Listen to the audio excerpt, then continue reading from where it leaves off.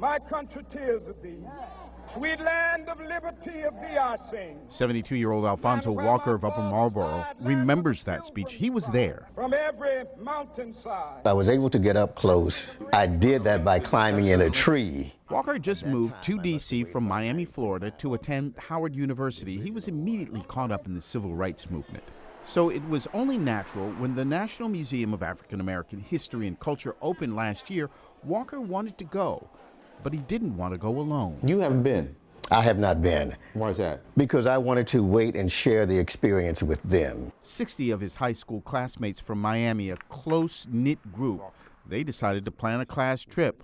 Walker would coordinate from this end. So you didn't think this was going to be a problem putting all this together, did you? No, not at all. We were all excited about that. Claudette Farrington is one of Walker's classmates. She still lives in Miami and worked with him to try to get the 60 museum passes they would need for a trip in late July.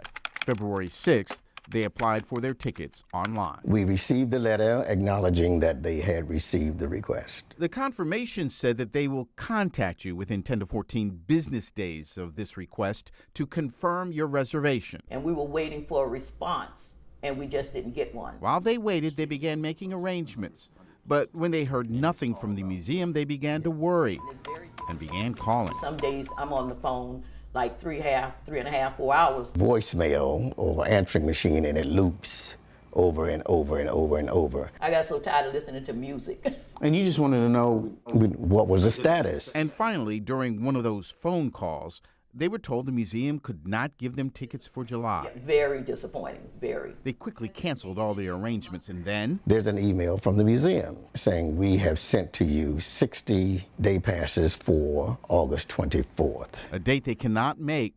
Frustrated, they gave up on the idea, but Walker had one last call to make. Maybe if I can bring it to 7 on your side's attention. How many floors? There are 5. Well, they got our attention, and we were able to get the museum's attention. Sharita Hernandez is the museum's Chief Public Affairs and Communications Officer. Very sorry about what happened with Mr. Walker and his group. His experience does not match our standards for service that he and all of our visitors deserve. And now the pilgrimage is back on.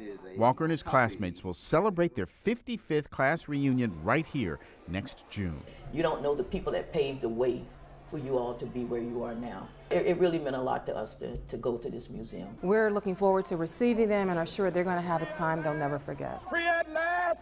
Thank God Almighty, we are free at last.